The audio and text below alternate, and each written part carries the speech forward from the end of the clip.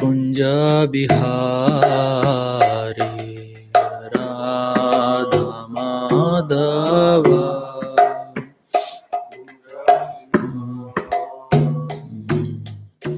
Gopi Janavallabha Girivaradhari Gopi Janavallabha Girivaradhari Jaya Gopi Janavallabha Girivaradhari Jaya Gopi Janavallabha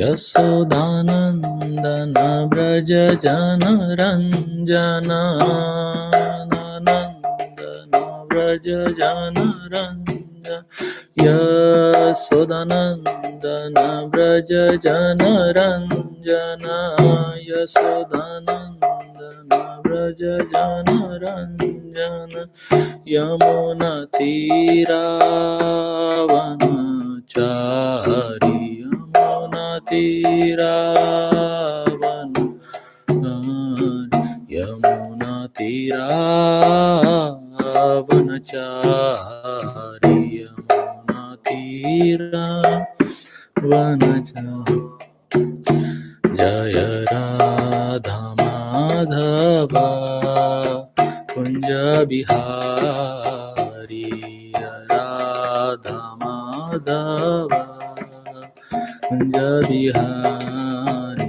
Shri Shri Radha Madhava Kunja Bihari Radha Madhava Kunja Bihari.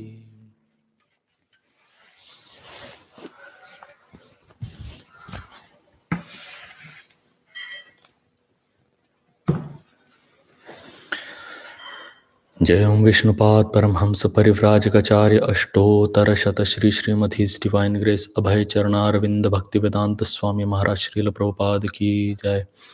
Jayam Vishnupad Paramhamsa Parivrajacharya Ashtottara Shata Shri Srimad His Divine Grace Srila Bhakti Siddhanta Saraswati Thakur Goswami Srila Prabhupada Ki Jai.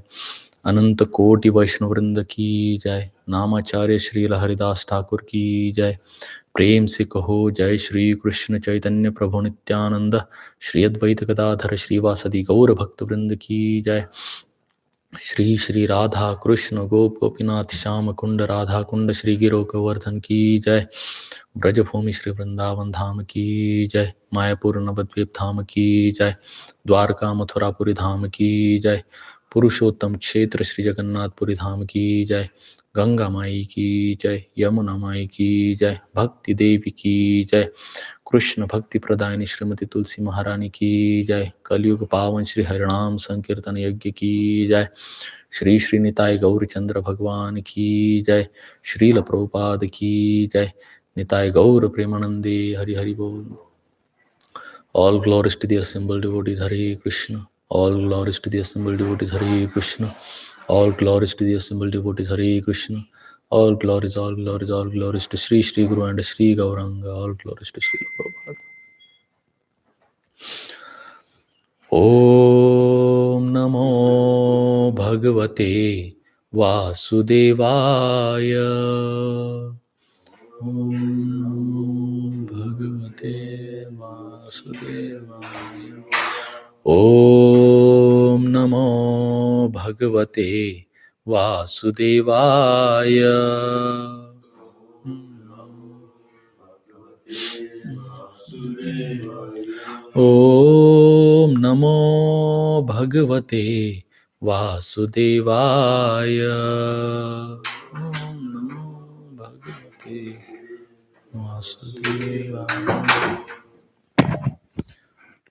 Hare Krishna. So we are reading from Srimad-Bhagavatam this morning.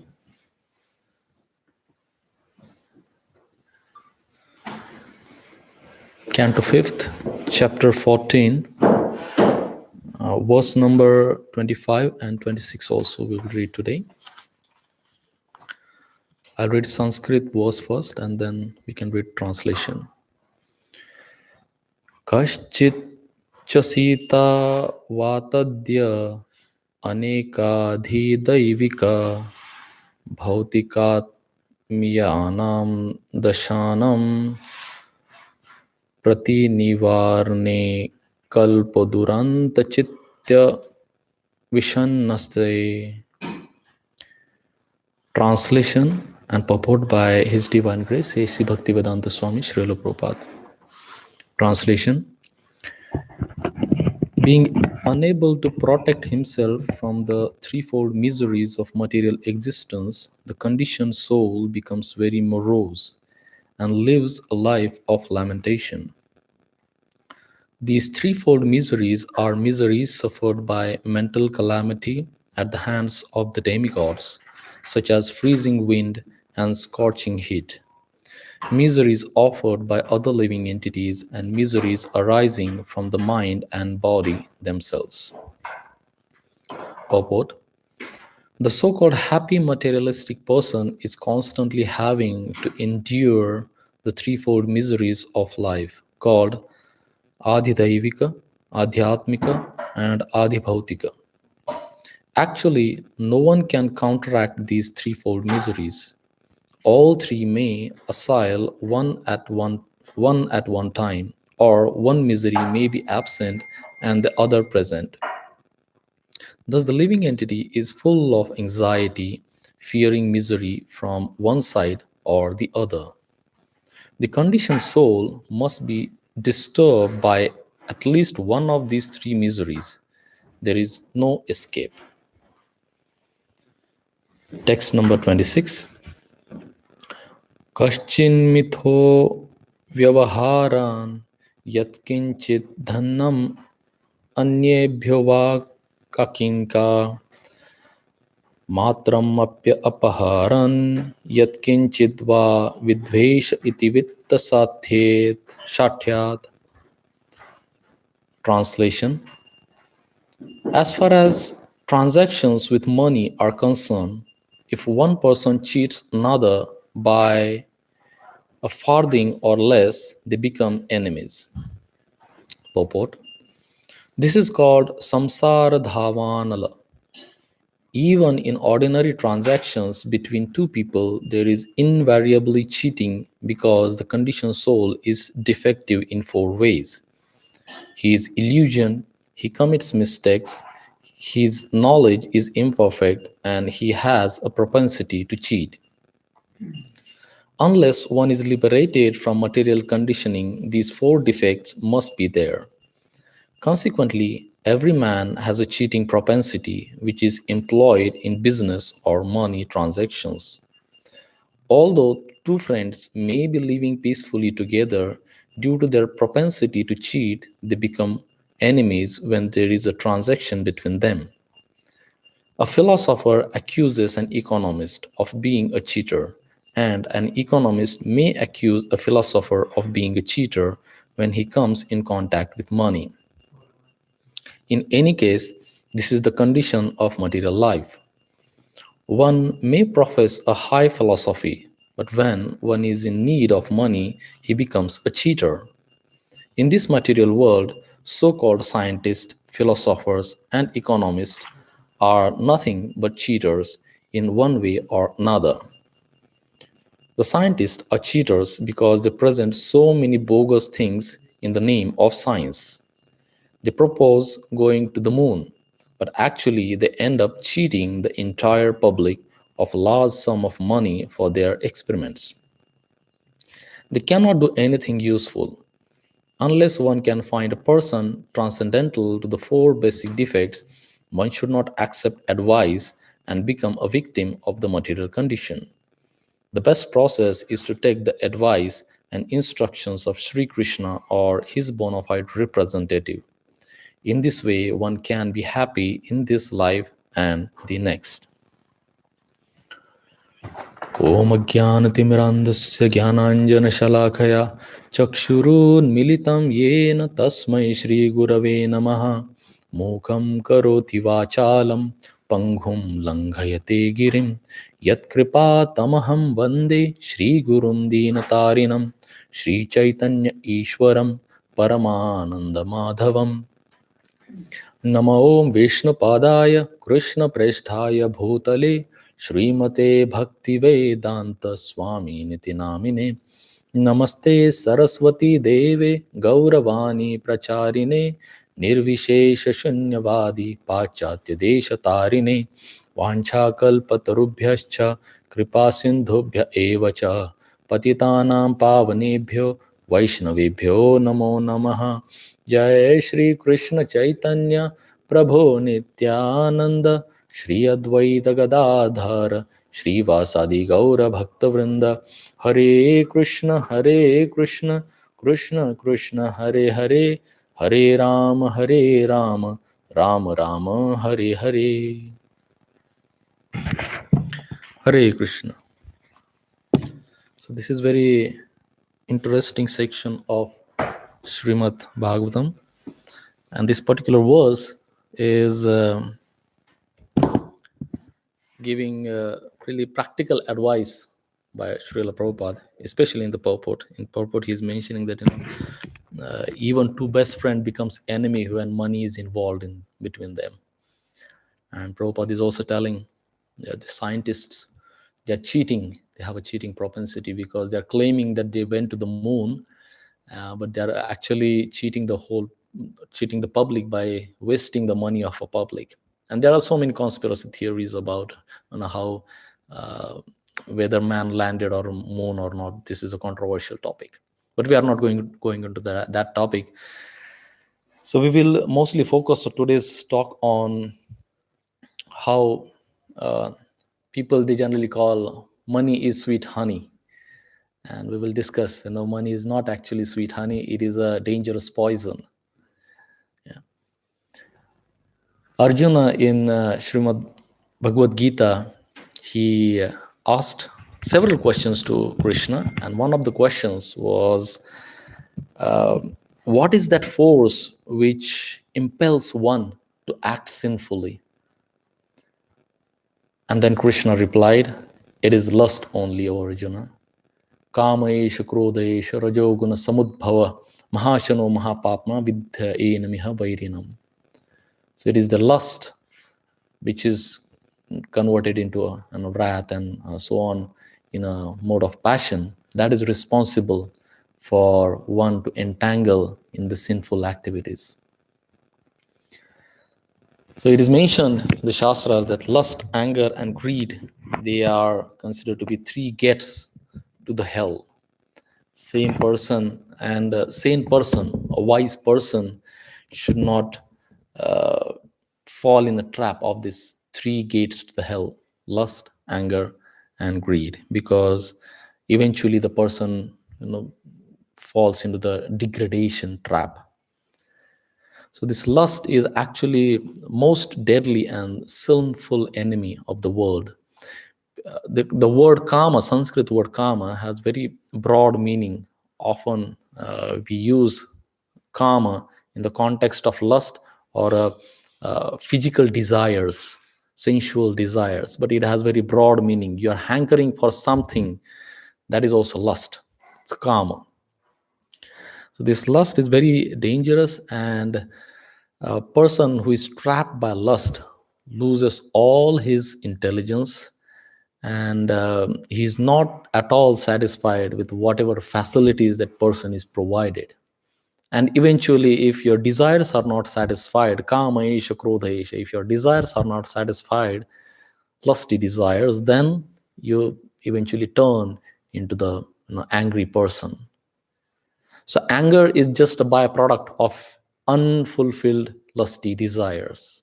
Kama and krodha, they are together always. And there are many verses mentioning that in kama and krodha.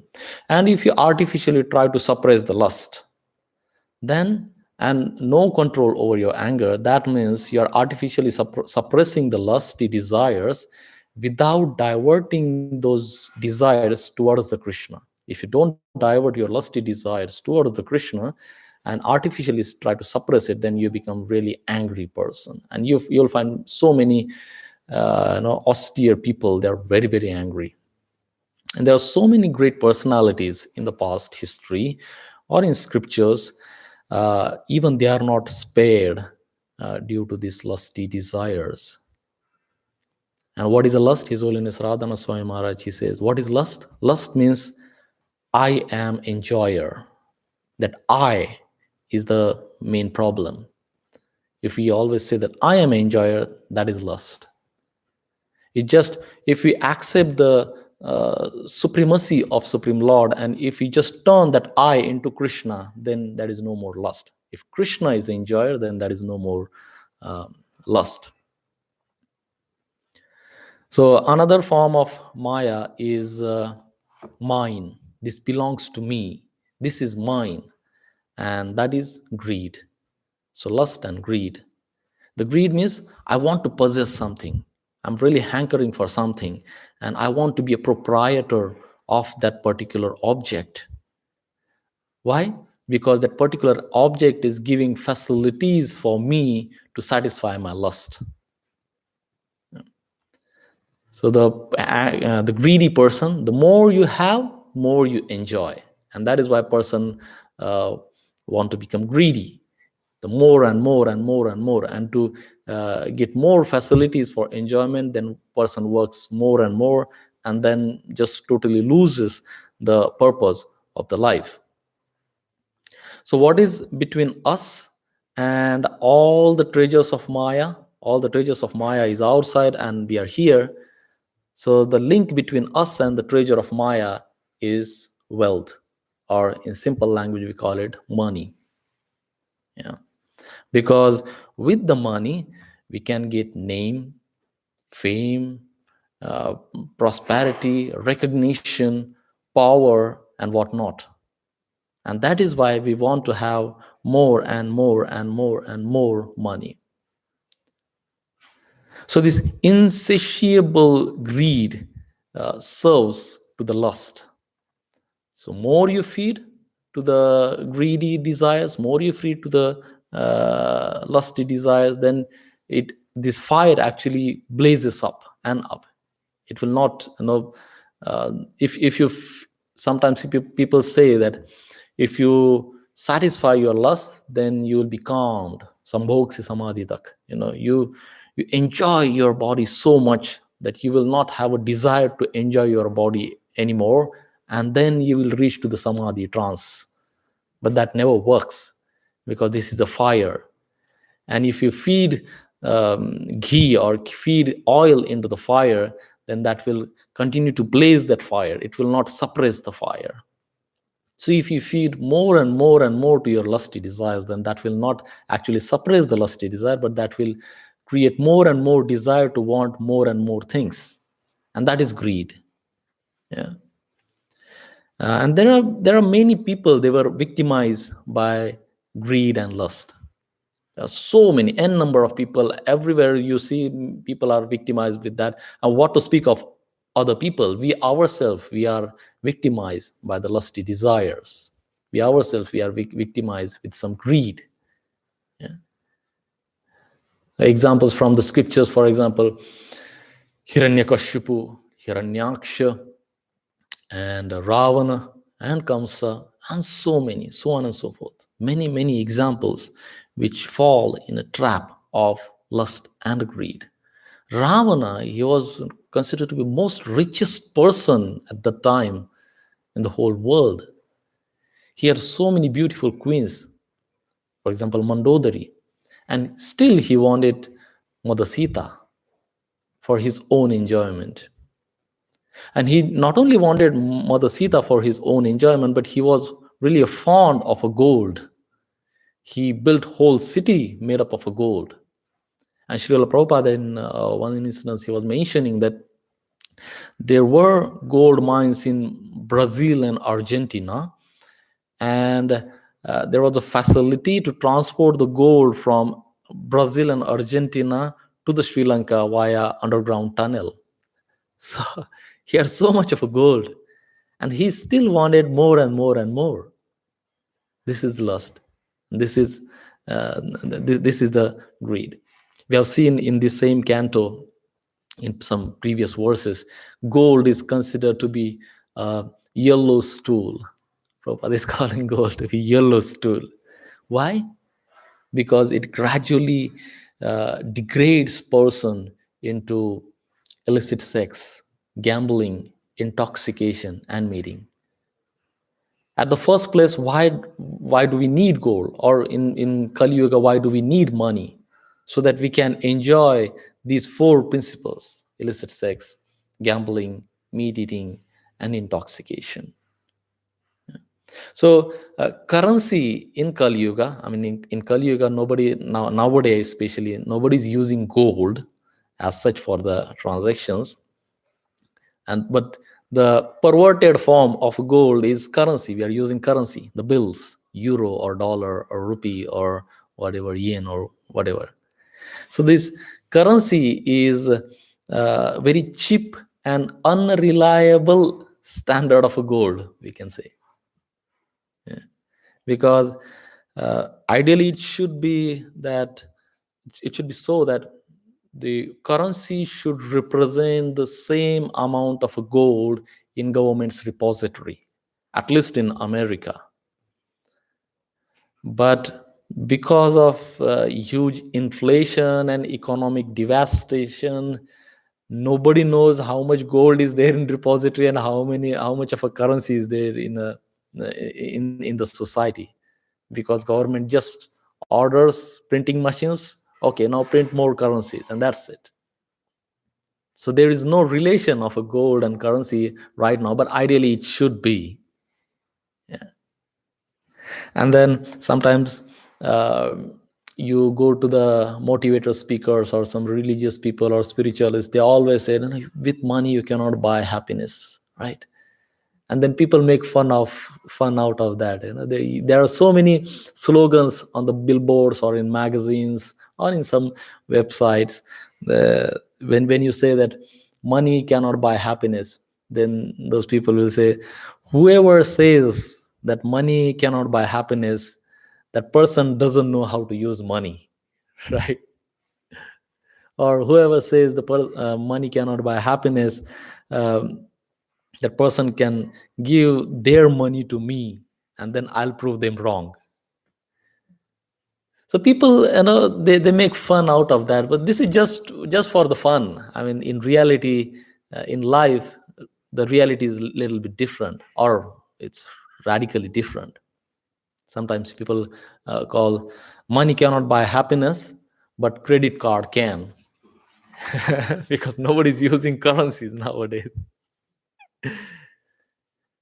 So we have filled with so much of greed, so much of infatuations. We are totally overloaded with greed and infatuation, and we don't realize that this is really dangerous, obstructive for our spiritual path. Or forget about the spiritual path, even for the nice dealings, nice relationship with people around us. In older system, people used to have a barter system. Means somebody would give milk and then get, let's say, clay pot from the other person, or somebody would give some grain and ask that person to build a house for the other person. So this was a transaction system earlier people used to use, barter system. And then came a gold transactions. People used to have a gold coins and gold bricks and so on and so forth. And then later on, especially in Kali Yuga, came a currency, bills.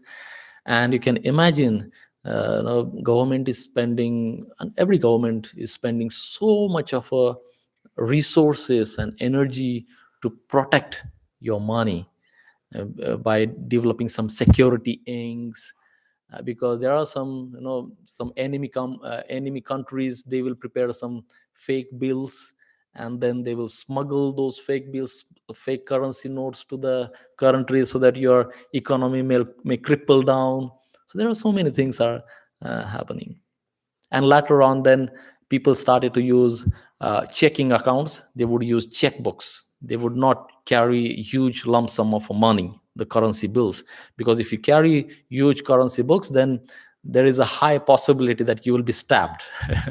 People will come and steal your money. And pickpocketing is quite common in every city. Every city, pickpocketing, robbery, stealing, and sometimes even it leads to the murder. Why? Because you have a huge sum of money with you. So okay, so if people steal money, then we will not carry money and we will prepare a checkbox, so that it's just a simple piece of a paper, right, with your name, and then you are freed from that. And then later on came credit card, a small little piece of a plastic, very small, yeah. So the credit card. The problem with credit card is you think you're so powerful, you're most powerful person on the earth because you have a credit card and there is sufficient balance in your credit card. And then you go in a shopping market and you buy and buy and buy and buy without knowing how much money you have spent there. If you have some currency bills with you in your pocket, let's say 100 euro, then you know that I have 100 euro and I have to spend 100 euros only. But the problem with this digital money, the credit cards, you don't realize that you're spending over 100 euro, 300 euro, 500 euro, 1,000 euros. You don't realize when because you're not seeing that money. You're not carrying, you're not taking out that money from your pocket and giving it to the shopkeeper. You just swipe your card and that's it. So most powerful person on the earth. But you don't realize that you have to pay back that money in the next bill. Yeah. And if you don't pay that bill, then you may be put into the imprisonment. Yeah. And then nowadays also online banking. So you don't have to carry a credit card also. You just carry your phone and then pay money from your phone. And who knows, in future there might be some fingerprints here. So there is a bill, you just put your finger and then money is transferred to the shopkeeper's account. Yeah. So this is digital money or virtual currency, and there are so many forms of transactions nowadays are ongoing. But the problem with any form of transactions, problem with any form of money is destroys your relationships. Relationships, they are the most sacred and holy thing of a life, and you are just destroying your relationship just for the sake of few pieces of paper. His Holiness Bhakti Vikas Maharaj, he would always call money as just few pieces of paper, and everybody is running behind those few pieces of paper. The ultimate relationship that we have already forgotten is with Krishna. Yeah. Nothing more satisfying heart, even on the mundane plane, is relationship. Forget about the spirituality of religion. Even on the material level, on the mundane level, even if you think everyone appreciates the relationship of husband and wife, relationship of a friends, relationship of a teammates, relationship of a parents and children. Everyone appreciates that because that gives satisfaction to your heart, sense of love, and everyone is hankering for that sense of love. The relationship touches your heart. Yeah. And by the way, what is bhakti? His Holiness Radhana Swami, he always says, what is bhakti? Bhakti is all about relationship. Bhakti is all about relationship with Supreme Personality of a Godhead. Yeah. Sri Krishna in Golok Vrindavan, he is having intimate relationship with gopis, intimate relationship with all the disciples. Jai Shri Shri Nitai Gaur Chandra Bhagwan ki jai. Intimate relationship with servants, intimate relationships with cows and calves and trees and mountains and rivers and with everyone. So that is bhakti. That is real bhakti. So when you keep Krishna on the center in your relationship, then that relationship is blissful. But this money is so dangerous thing that when you keep yourself in the center in your relationship, then that is fallible, and it leads to quarrel, hypocrisy, and severe miseries. Husband and wife, they fight together. They are living together for so many years, and then they know what is the weakness of next person. So they fight so severely. Why? Because everyone is keeping themselves as a center. Very nice friend, good friends.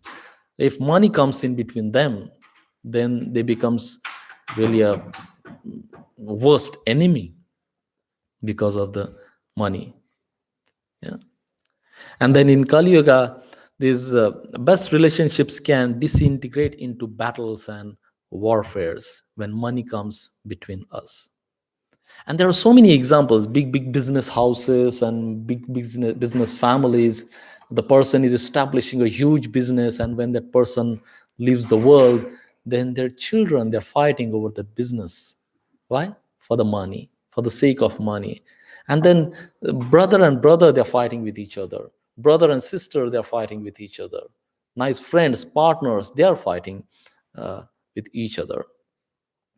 So if we don't follow the formula of Ishopanishad, in Ishopanishad, very nice formula is given, Isha Avasya Midam Sarvam. So all the wealth in this world, everything that you are seeing is belonging to Krishna. And if we don't accept the Krishna's supremacy, Krishna's proprietorship, and we want to encroach on the other's quota, so we should be happy and satisfied with whatever is assigned to us. We should be happy and satisfied with our own quota. But if we are not happy with our own quota and try to encroach on somebody else's quota, then that creates problems. So one should accept the principle of Ishavasya principle. And if you don't accept this Ishavasya principle, and if you are greedy behind money and money and money, then it's not a matter of maybe or if, it's just a matter of when will you degrade. Because you have to be degraded. Because Kali is present. This is Kali Yuga. You cannot say that, I will be exempted from the clutches of Kali. So the slightest mistake can make brothers, sisters, friends, even in spiritual organizations, God brothers and sisters, they become enemy for rest of their life.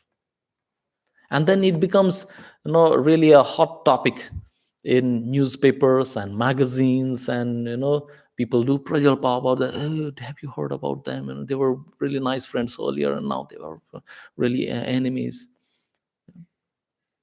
For every father, the most precious thing for the father is to see that children, they're having loving relationships with each other. So the father, he's trying to build a huge mansion, huge empire. And for that, he need to work really, really hard, foaming from the mouth. He's working hard. Why? So that he can either enjoy himself, or even after him, he can build a really nice facilities for the enjoyment to his children and grandchildren and great-grandchildren. But in reality, what happened? When father leaves this world, children, they just come and fight over a property.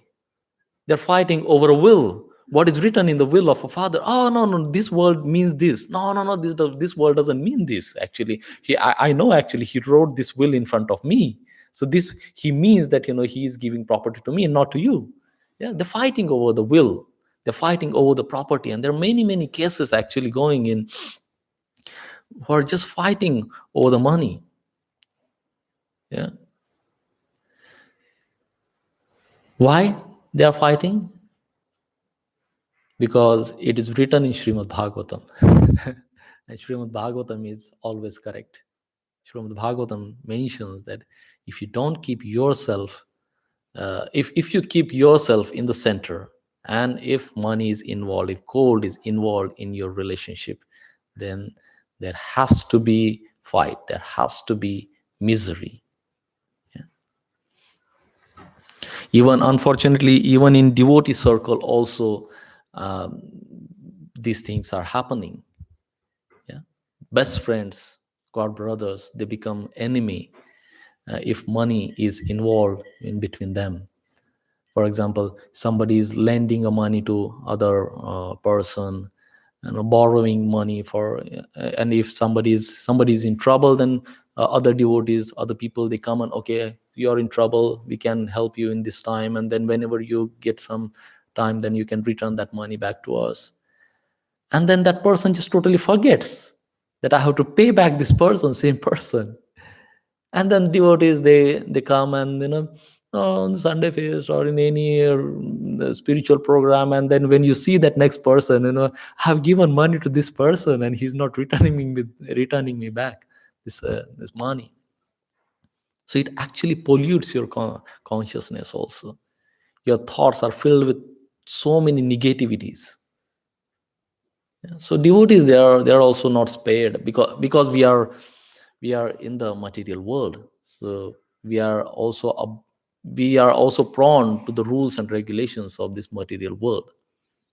And there are n number of incidences you can just see around. So many incidences you can see, and we ourselves, as I mentioned, we need not to see outside, we can also see inside also.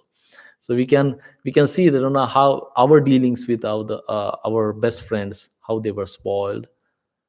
And then, we can just introspect. There was one incident. Two devotee friends, god brothers actually, really loving god brothers.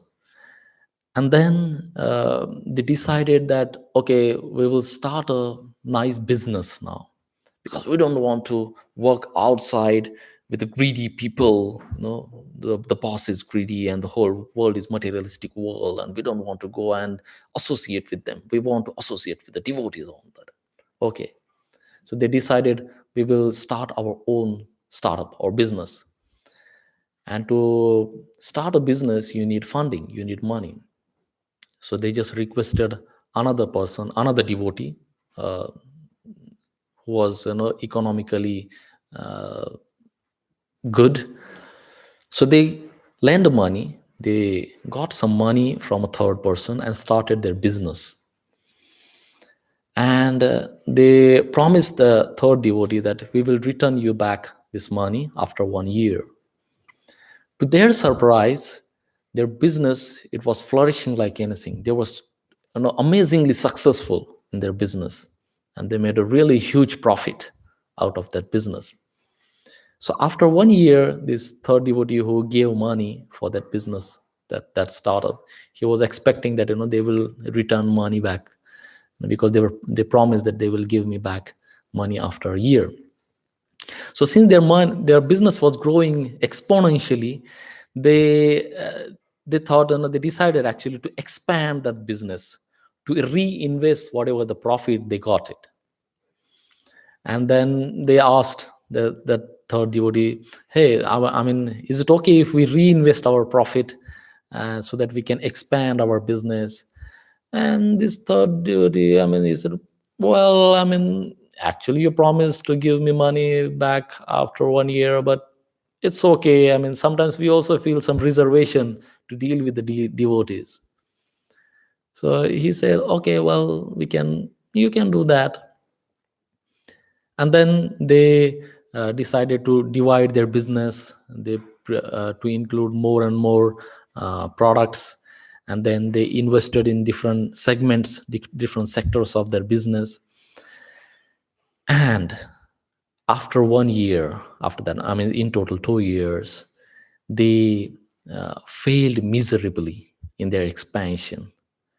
They were totally bankrupt, and their business was totally tripled down.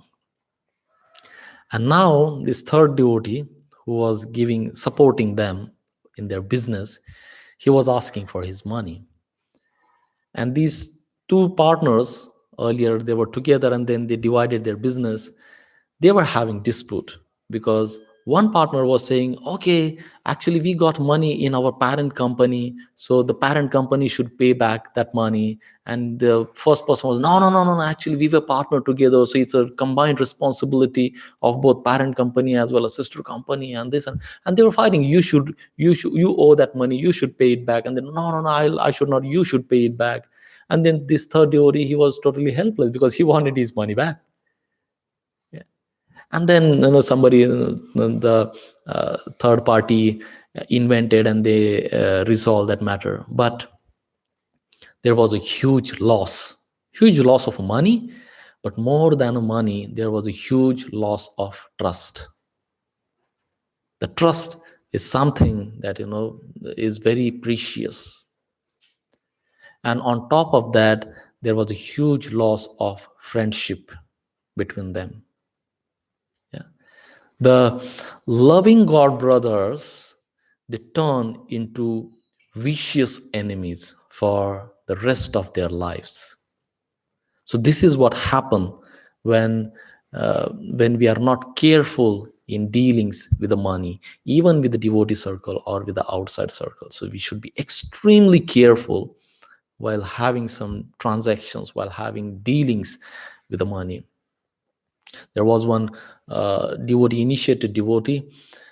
He started his business just next to the temple. He decided to build some buildings so that devotee can stay around the temple.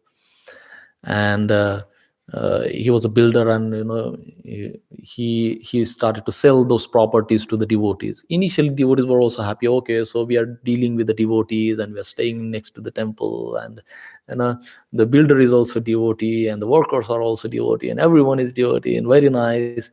But later on, they started to have a strong frictions between them because of the quality of the work, and you're selling it for those too high prices and this and that. So earlier you used to offer a prostrate obeisances and saying vancha kalpatarubhyacha to the same person, same devotee. Now you're criticizing that person. And what is the reason for that? It's a money. It's a money, actually. So devotee should be extremely careful while including the money transactions in between them. And what is the solution for that? Srila Prabhupada, he's giving a very nice solution. Just follow the Ishavasya principle. Ishavasya, Ishopanishad, the beginning of Ishopanishad is Ishavasya midam sarvam yat kinchat jagatyam jagat tena tyaktena bhunjita ma grudha kasya svidhanam. Ishavasya midam sarvam. Lord is the controller of everything. He is owner of everything. Everything, anything animate or inanimate, the living or non-living things. The supreme controller, supreme proprietor, supreme owner is Sri Krishna. And then one should accept only things which are assigned to you as your own quota.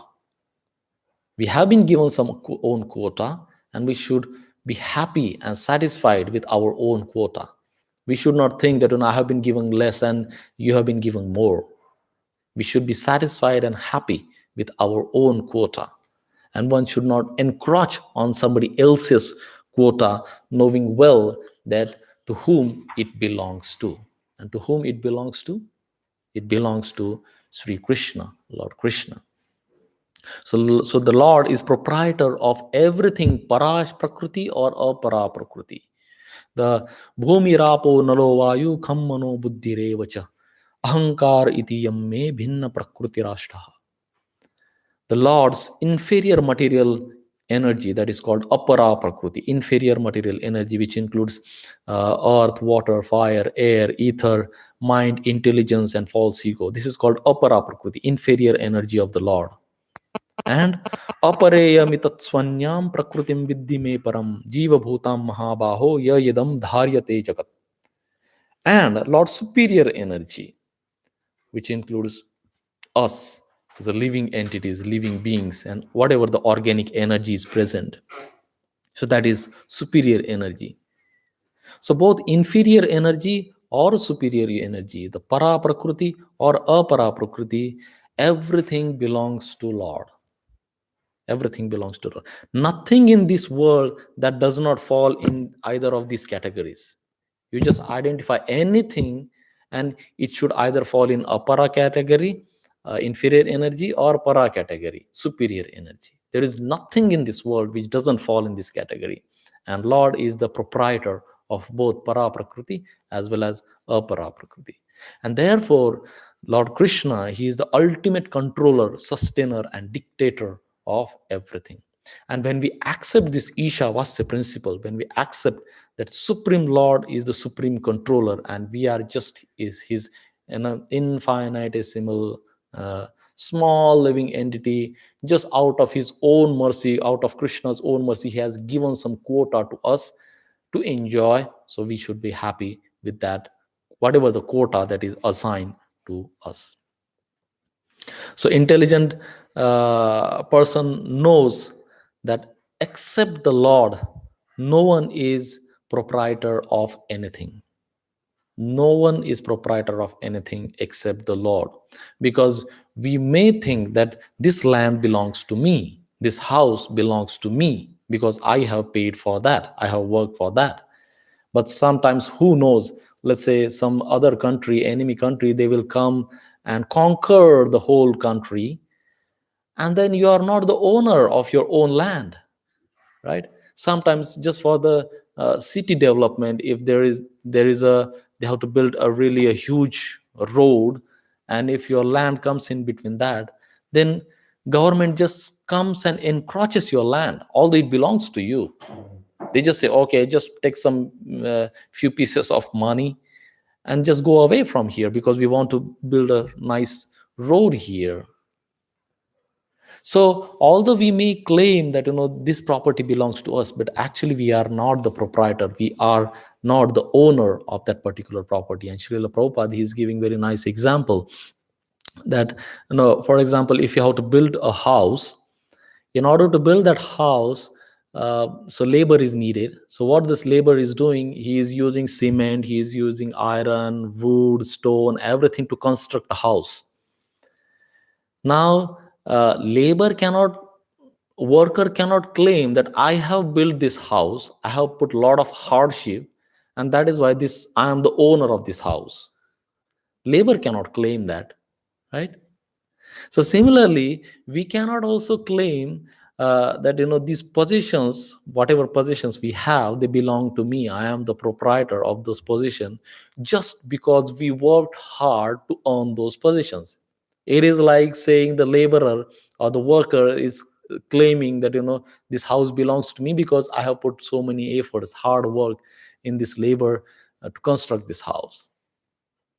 And that is why we should always associate with the devotees, because devotees will always remind us time and again that we are not the proprietor, we are not the enjoyer, we are not the controller of all the positions that we have. And you might have seen the devotees, they always write, if there is a book, if there is a japa bag, just to identify your own japa bag, they write in care of. They will never write that this belongs I am the owner of whatever the book or japa bag. They always write in care of so and so das, in care of Sri Murari Das. I'm just a caretaker of this position for some time. I'm not the owner of this. So we should always focus on this aspect of in care of whatever the positions we have. We are just the caretaker of those positions. So let us not claim any proprietorship over any position, and accept the proprietorship of supreme proprietor, supreme personality of a Godhead, including our body. This body also belongs to Lord Krishna. We are just caretaker of this body. And since it belongs to Krishna, we have to take care of this body nicely, because this is not our own body, right? So let us accept the supremacy of Supreme Lord Krishna and accept the menial position of Jivhera Swarupa Hoy Nitya Krishna Das. We are just menial servant of Supreme Lord Krishna. So we will stop here. Thank you all so much. Hare Krishna. Grantaraj Srimad-Bhagavatam ki jai. Do you have any question or comment? Yes, bro. Comment.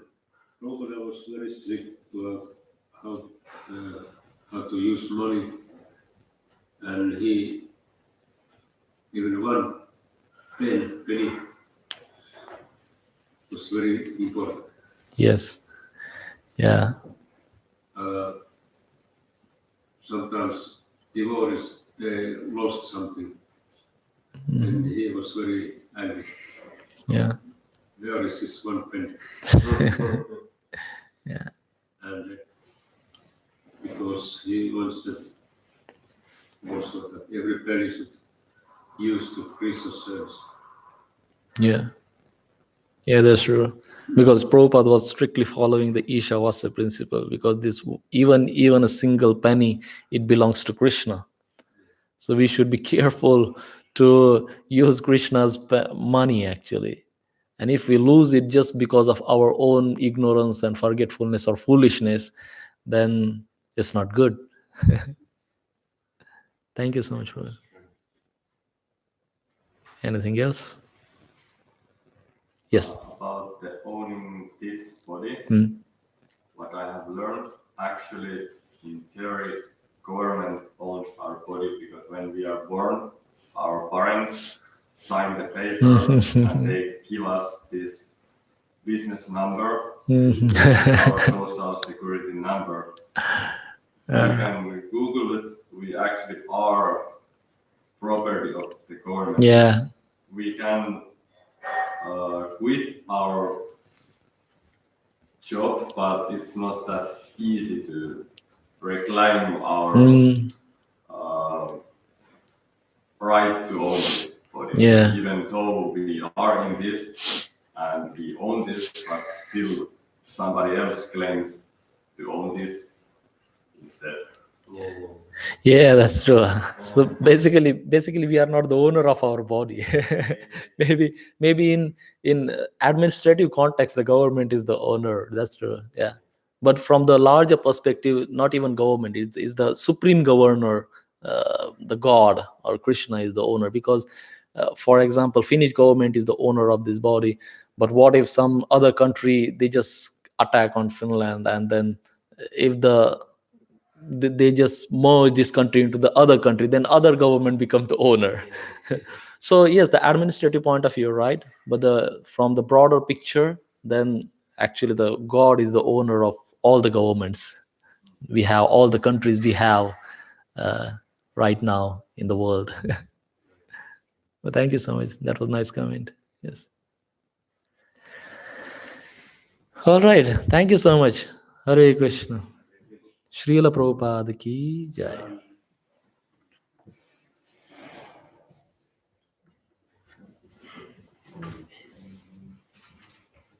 Murari Prabhu ki jai. गौर भक्त वृंद की जय.